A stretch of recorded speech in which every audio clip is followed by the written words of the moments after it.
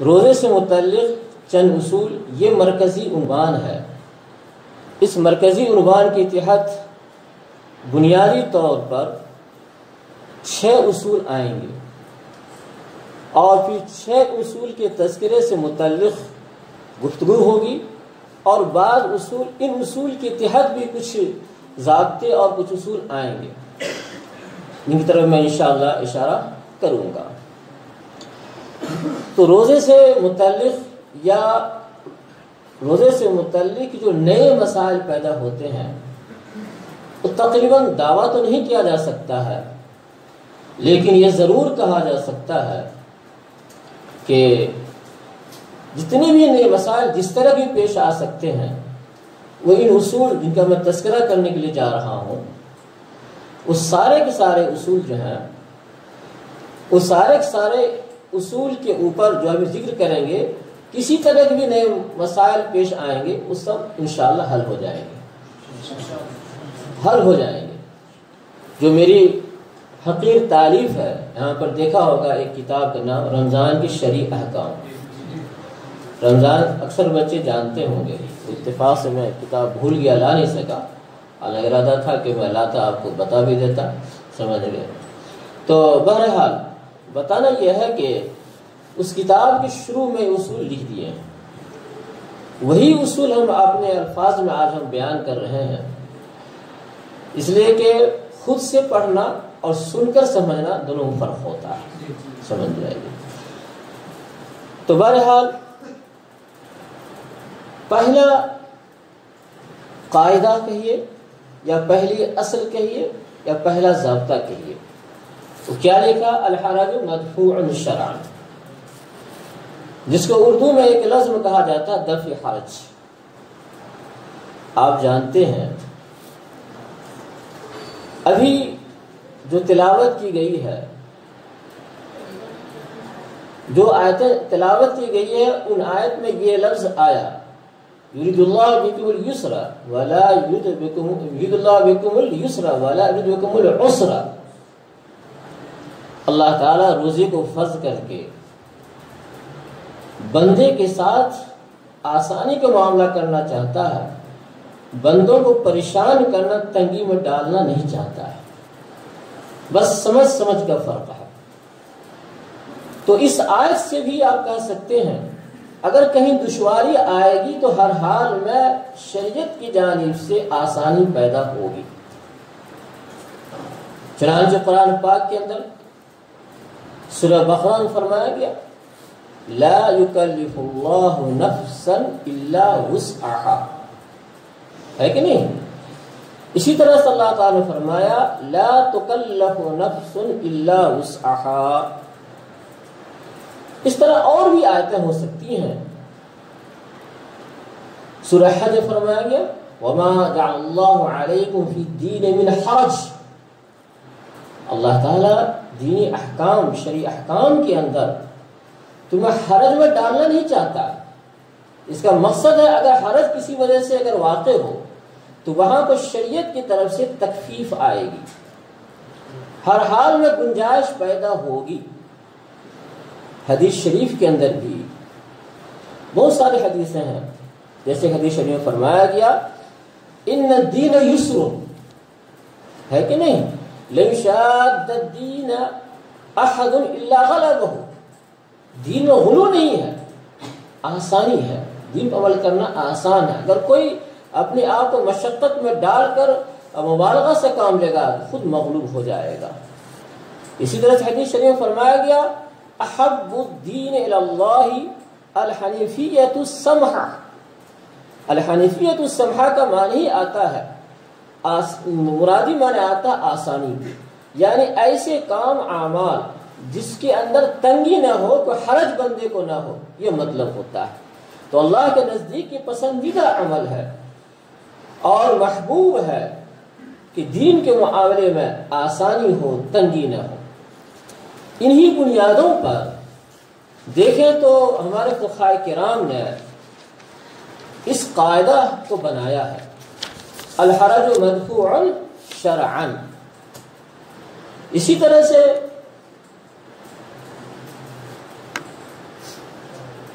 اسی سے ملتا جلتا دوسرا قاعدہ بھی ہے، المشقت تجلب التیسیر، یہاں پر نہیں ہے میں زبانی بتا رہا ہوں، المشقت تجلب التیسیر، مشقت آسانی کو کھینچتی ہے، یعنی کسی حکم شرع پر عمل کرنے میں اگر مشقت پیدا ہوتی ہو، پریشانی آتی ہو، تو پھر شرعی حکم پر عمل کرنے میں تخفیف ہوگی۔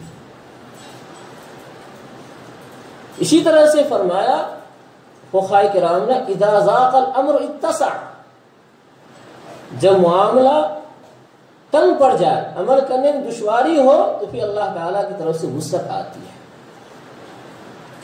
آپ مریض کے بارے میں جانتے ہیں، حدیث شریف میں آیا اگر کھڑے ہو کر نہیں پڑھ سکتے نماز بیٹھ کر پڑھ، بیٹھ کر نہیں پڑھ سکتے لیٹ کر۔ یہ کیا ہے؟ آسانی تو ہے، سمجھ جائیے۔ تو دین پر عمل کرنا آسانی، دین پر عمل کرنے میں آسانی کو شریعت نے ملحوظ رکھا ہے، تاکہ کوئی آدمی دین کو بوجھ محسوس نہ کرے۔ تو بہرحال آپ نے دیکھا یہاں پر کہ نصوص سے ثابت ہو گیا، ایک نہیں اور بھی قاعدے ہیں، الحاج مدفون شرعن یہاں پہ قاعدہ لکھا ہے، اور قاعدے ہم نے آپ کو ذکر کیے ہیں۔ اب آگے چلتے ہیں، یہاں پر لکھا ہوا دفع الحرج یکون لاجل الضرورت،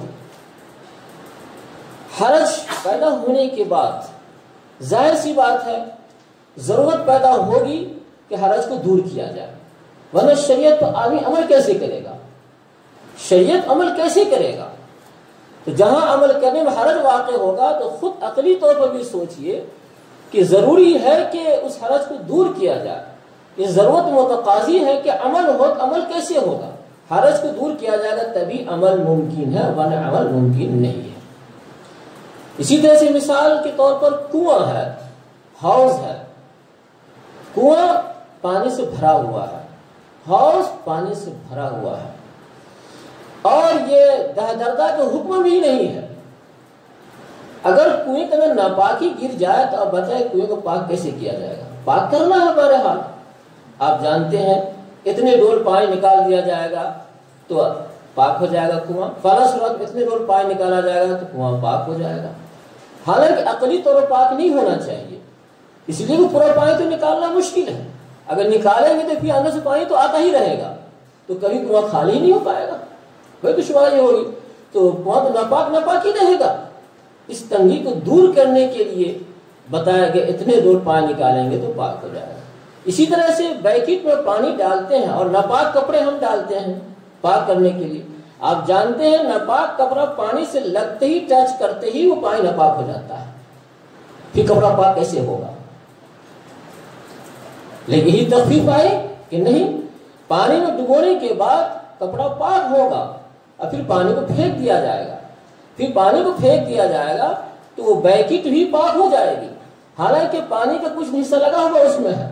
یہی حرج ہے جس کو دور کیا جاتا ہے، یہ ضرورت ہے، ورنہ کپڑا کسی کا پاک ہی نہیں ہو پائے گا، بڑی دشواری ہوگی۔